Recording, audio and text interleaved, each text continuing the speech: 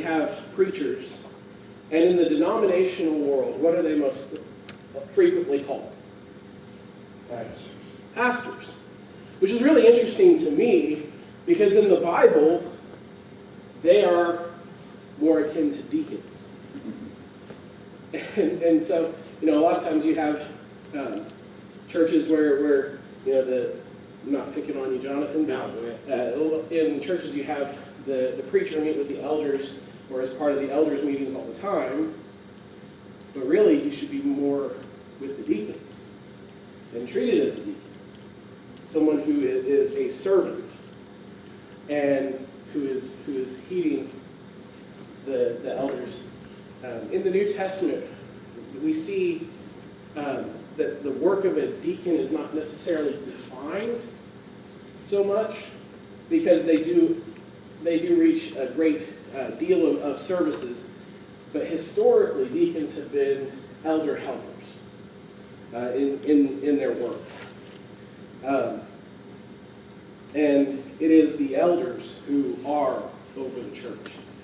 And so I do find it interesting that a lot of times preachers are called pastors, when really they're supposed to be more in line with deacons. But go over with me to Ephesians chapter 6.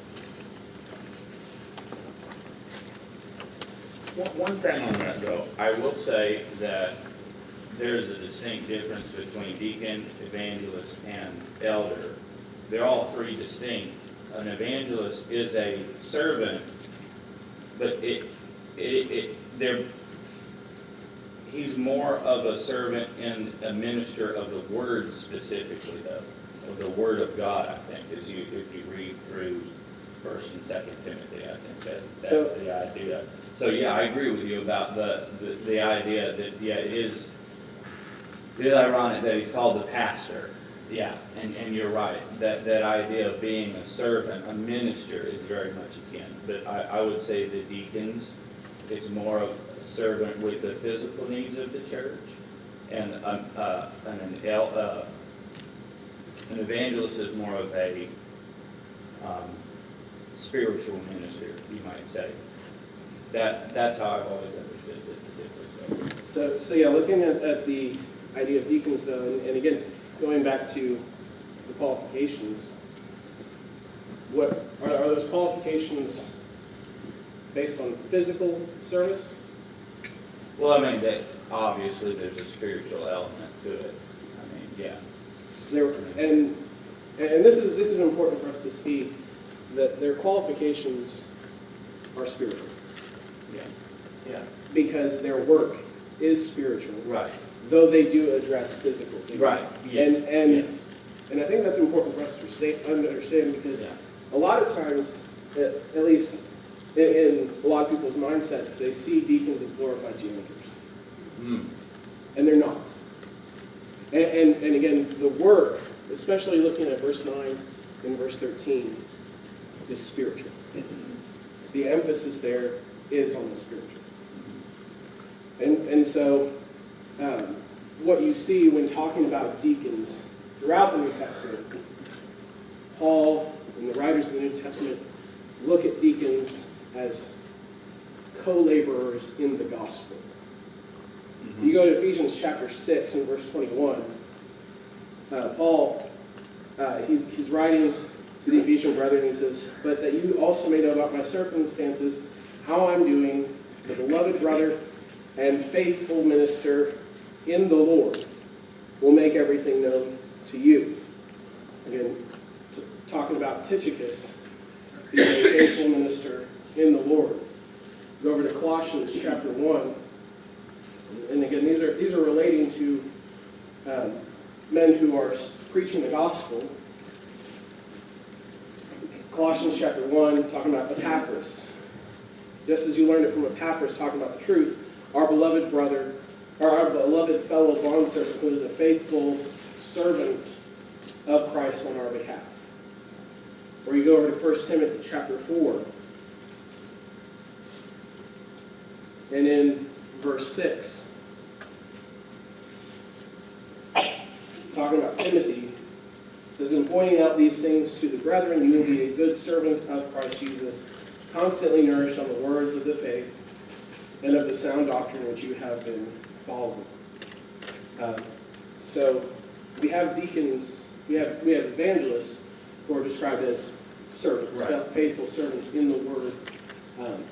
And so maybe to take what you said and tweak it just a little bit, they are servants whose focus is on preaching the gospel. Yes.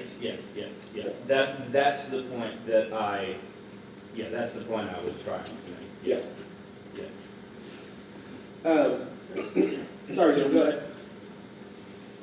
Well, just like us as Christians, our job is spiritual, but what we have to also present is like the things, all the things that they're, supposed to be, is just like us, but that's for the like the non-believer. They've got to see these things, that they're not out to jip people, and they're not out to lie to people, and all this stuff is for the visual part, because that's, you get a deacon, but it's the same with us. If we're out and people say, well, look what he's doing, that's not a very spiritual church, because it didn't even have to be a deacon, but that's, they've got to be above that reproach, because that reproach is what the people see. The understanding that the works that they do, the work that they do on behalf of the church, whether it be something like maintaining the building or being over some duties that is physical, the deacon understands that it represents the church spiritually. It works to benefit the church spiritually. Is that what you're getting at? Right. Yeah. It's just the people that, well, even people in the church, if they see you doing wrong, it doesn't matter how much right you're doing. You just got to be more aware of what you're visualized as. Yes. Let me amend what I said earlier, because let me, instead of using the terms spiritual and physical, we use those terms so much. The Bible does use the term spiritual, but there's not as much pitting against the physical and the spiritual in the biblical language as we sometimes use. So, like you said, an evangelist it's more about the teaching and the preaching and the labor and the word, and a deacon is focused on the work of God, serving whatever that work is. Would that maybe be a better way to kind of describe it, maybe? Yeah, Maybe, saying that a preacher maybe has a more defined role as a deacon. Maybe a more specific thing. But, that doesn't negate him serving in other capacities too, wherever he can. Could there be deacons in a church that doesn't have elders? This is one of the lesson questions. Not officially. Not officially. Okay. Do you want to elaborate? Well, I think there's still people that take on roles when there isn't an eldership, but they're not in office. Right. So those men who, in a church that doesn't have elders, who are busy working to accomplish certain things, do they have charge over the church? No, there's. Go ahead. If there's not an eldership, no. Right. They're simply people who are seeing a need that needs to be taken care of, and they're trying to It seemed meet like, that need. it seemed like if you had a church without any elders, you'd be more wanting to fill that office first, because the foundation of the church is elders. Deacons too, but I'm just saying that you want elders to oversee, and a lot of times if there's elders and no deacons, which it shouldn't be, but if it is, then the elders will be doing the deacon responsibility as well. I think it's the same as as like the role of kind of the deaconess, you know. There are women who are servants, but not officially. That's not the role that God has given us, is not to be official, but definitely women are servants and working in the church as well. Yeah, it comes back to that understanding of what that office is. It's a position of servitude, of service. So, jumping to question 3, if the 7 in Acts 6 were deacons, let's just for the sake of the question, let's posit that. Were they appointed and then some good work sought for them to do, or were they appointed to do some work? Say that again, I'm sorry. Considering that they were, let's say they were deacons, were they appointed and then some good work found for them to do, Oh, or were they appointed for the purpose of doing this specific work? they were appointed for the purpose of doing specific work. Okay. Yeah. Okay. So, would there be any purpose of having deacons who didn't have some work to do? There's always work to do. Are you saying, we shouldn't just have deacons in name only, and then when something pops up for them to do, we go do it, It's like, oh, we've got the floater deacon here. We'll throw him in. Yeah, we'll throw him in, yeah. Okay. Yeah. So yeah, there is, and I like what Jim said. There's always some work to do. That's right, yeah. There's always something to do, but it's also good for the elders to, and the church to say, hey, this is something that needs to be done. Now, But I think it's really important here, since we're talking about Act 6, of the purpose. What's the sole purpose here of these men that were charged? What was their sole purpose in their need?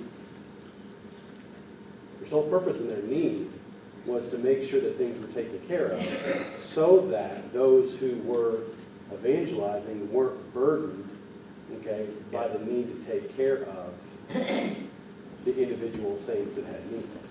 That's the sole charge. Going through this, there's a lot of charges, I think, through the Bible that we all have as Christians, to be servants, to minister to others, to further the work. I mean, a lot of that stuff overlaps each other, right? But the specific charge is so that the work can be furthered and those who are ministering are not burdened, right, by the things that needed to happen inside of the congregation, right? I think it's easy for us to look at now and say building, water fountain, salting the ice, slides in the morning, all of these things now, but obviously that wasn't, as the church was coming together at the end of Acts chapter 2, they didn't have all these things, but there was very early recognized that there's a need that needs to be taken care of, but the sole purpose of accomplishing that need is so that the kingdom can be furthered through evangelism. yeah. And going back to Acts 6, one of the things that you see before the deacons are appointed, there was work being done. That there was care and concern for the needy widows, and it was being met. It wasn't being met in a great way, but you see the church was active. Members of the church were active in doing it, and there was something that just needed to be addressed. And so they said, okay, let's put these 7 men over this to make sure it's handled well. And building on what you're saying, we should all be active in the work of the church. Yeah. We should all be looking and seeing, okay, what can be done? How can I help? Because we should be an active group of people. We don't just come here and sit in the auditorium for a couple hours a week and then go home. We should. We should be people who are working together. And as we work together, as Jim said, there's work to be done. There's always something that needs to be addressed. And that's where the elders are able to help give charge to the deacons to say, hey, we see this work that everybody's doing, we need to make sure it's done well. Yeah. And here's someone we trust to help have charge of that, right? Just So we're gonna go back, right? no. I guess I chose violence this morning. Just a few chapters later, after we see the appointment of these deacons that are to address these physical needs and all this, oddly enough, we find one of them converting someone who is, without knowledge of the gospel. So we want to clearly define and checkbox things because that's the way people work. That's not the way the church works. It's not the way the church has ever worked. It's not the way the church is ever going to work. Doesn't matter how much we want it to. The job of the Christian, regardless of your role, whether you are a member, a deacon, an elder, whether you've been a Christian for 5 minutes or 50 years, follow God's commands. Do the work of the church. Do it to the best of your abilities and strive to do it better tomorrow and the next day and the next day and the next day. Yeah. Alan? So I send the girls into the bathroom and I say, hey, are you done picking up in there? And they say, yeah. And I walk in and everything looks a complete mess. So I have to very specifically say, pick this up, put this here. I am the same exact way. I may be able to see the mess in the bathroom. Sometimes I can't. But I need that direction. I need somebody to say, hey, this specific thing needs to be done. That patch of ice in the parking lot, I'm not going to notice it. I definitely won't. Somebody will have to come grab me by the head and say, hey, Alan, can you please go do this? It's great we have elders to do that. We need some direction. I think that I'm not the only one who needs that kind of direction. So maybe the work groups are part of that conversation and getting the members involved and saying, hey, you may not have seen this need, please go do this. Yeah, I was thinking about, when we had that late start on Sunday, and it was Jeff that was making the announcement, and he said, in case you didn't know, the water runs into the parking lot from the gutters.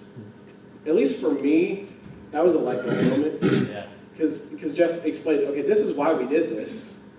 And I would imagine that for a lot of people here, it was a light bulb moment. It was, we didn't necessarily see or know that was the issue, but when it was explained, everybody goes, now we completely understand.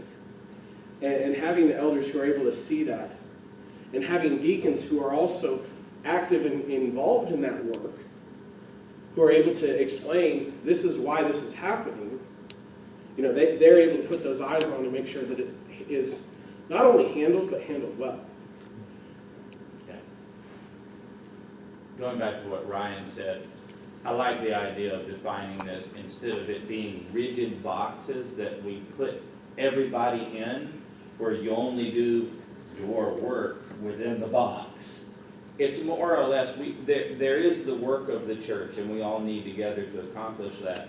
But there are specific roles of specialization that help us do that work together.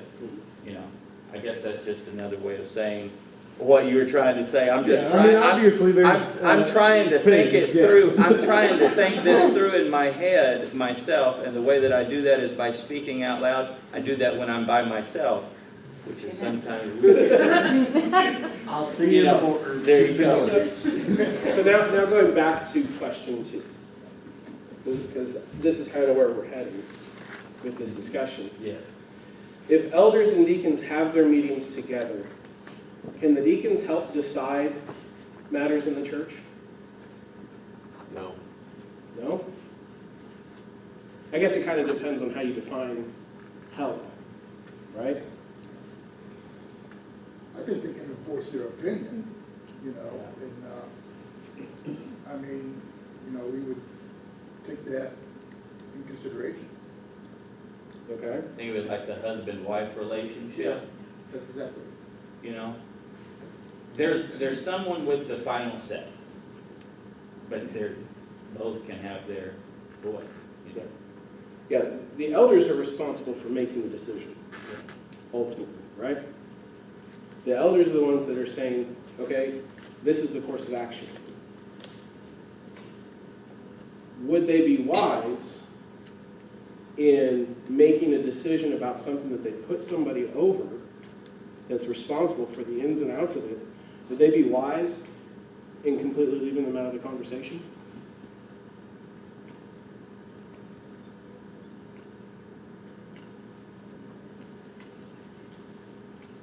It depends on the situation. Kind of Because depends on the sometimes situation. the elders know things that the deacons don't need to know. So, It's a struggle. Again, I hate bringing it back to a factory or a plant, but for me, it makes sense, you know.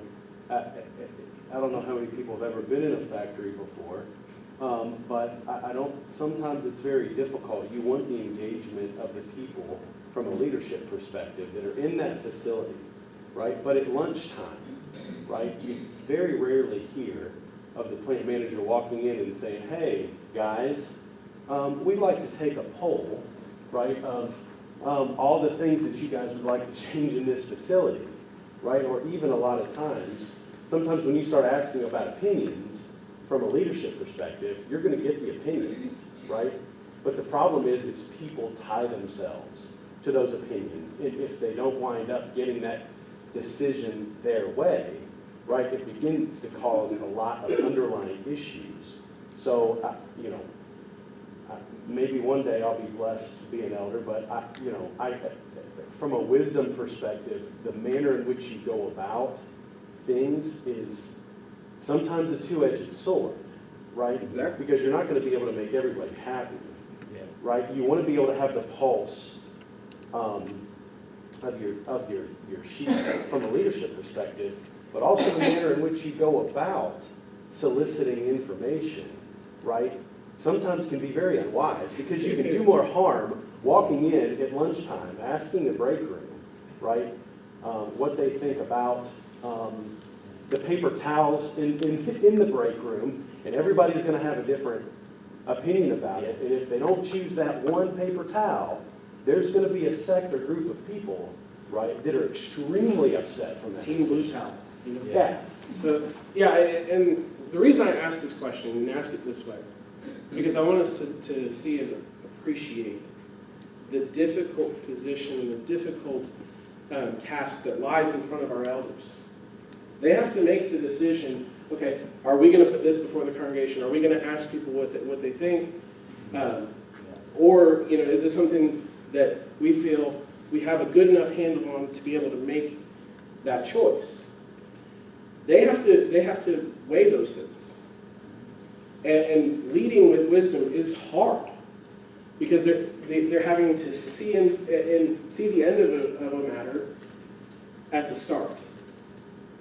And on the flip side of what you're saying, you know, how many of us men who have wives would come home and say, "Hun, the dishes aren't being done the right way, so we're just gonna swap out this dishwasher, and I expect at the end of every meal you to put the dishes in the dishwasher this way." How well does that go over? It doesn't go over well though if the wife does the same thing either. Yeah. There has to be that communication. And communication is not a one-way street. Otherwise, that's just telling people. And so again, it's a difficult task for an eldership to know, okay, should we talk to the church? How do we collect information? Because, and we're going to get into the next section, what is the primary work of the church? What's the first responsibility of the church? Evangelism. To preach the gospel. Going back to Acts chapter 6, why were the men appointed? Well, very clearly it says in chapter 7, verse 7, the word of God kept on spreading, and the number of the disciples continued to increase greatly in Jerusalem. Yeah. So, because of them being able to take whatever we read one instance of work here, but whatever additional work was, the primary goal was so that outside evangelism could continue. Yeah. The apostle said, it is not good for us to leave the preaching of the word to wait tables. They saw that the preaching of the gospel needed to be first. And so they said, to help us with this. And that's where we're getting. And this kind of comes back to what Ryan was saying a little bit ago.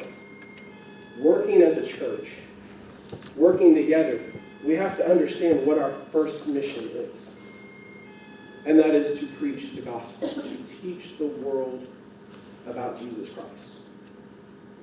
And so part of the reason why, we have men who they come and they're looking at working in the building, making sure that the heat's working, making sure that the plumbing's good, taking care of all those things.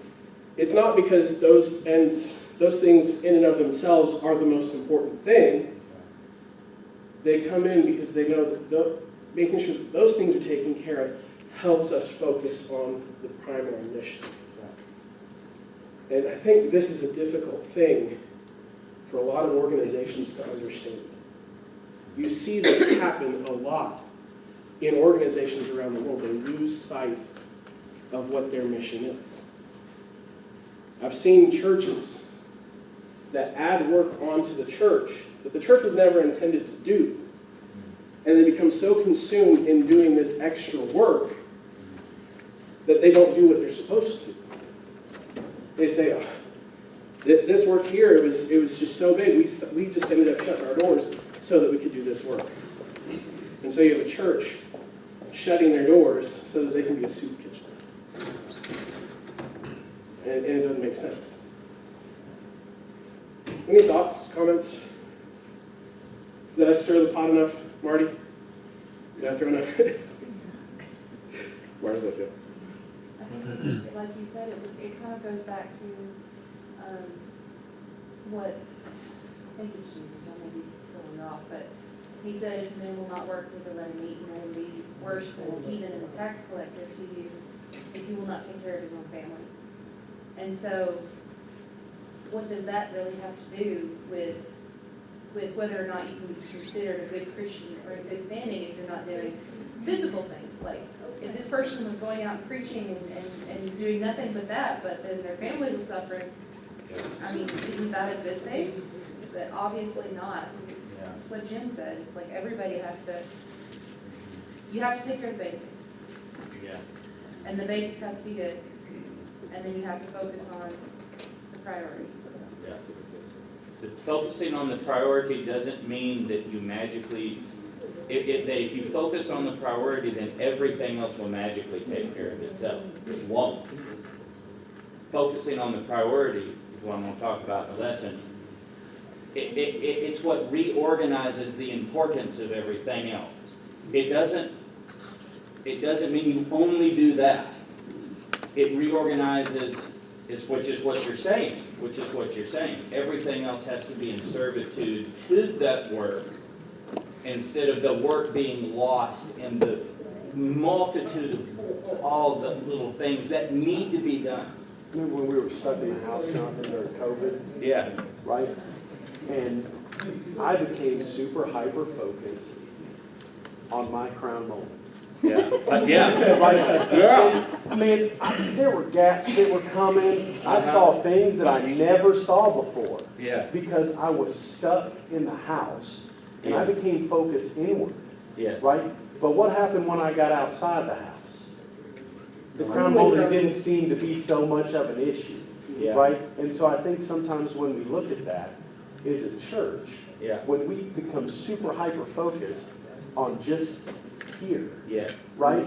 We lose sight of our charge when we start going out and doing not only personal evangelism, but with other individuals here in the church. Number one, it takes time, Yeah. right, to develop a good pipeline of people Yeah. that we are going to build relationships with whose ears open up to spread the gospel to. But we're not so much worried about the crown molding anymore because we're working. We're doing our primary charge as Christians in Acts chapter 6, 7, right? We're going out and furthering the kingdom through evangelism. Yeah. And bringing this back to the overall discussion, and going to help us prep for this next discussion on the work of the church.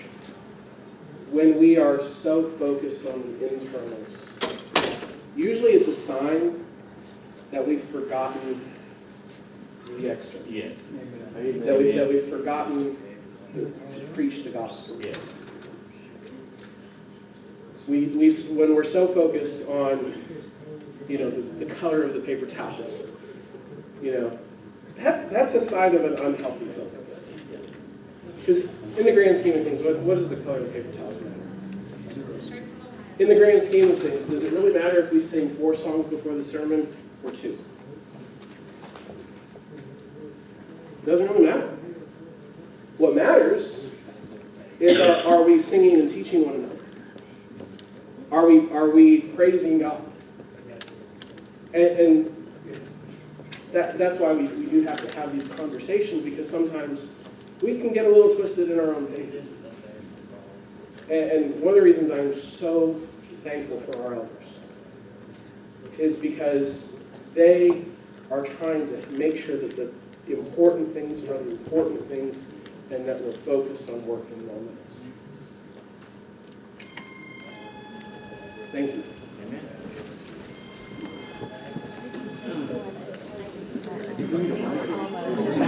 I wasn't putting it down. It's a beautiful poem. I'm just laughing. I had not heard that sound yet.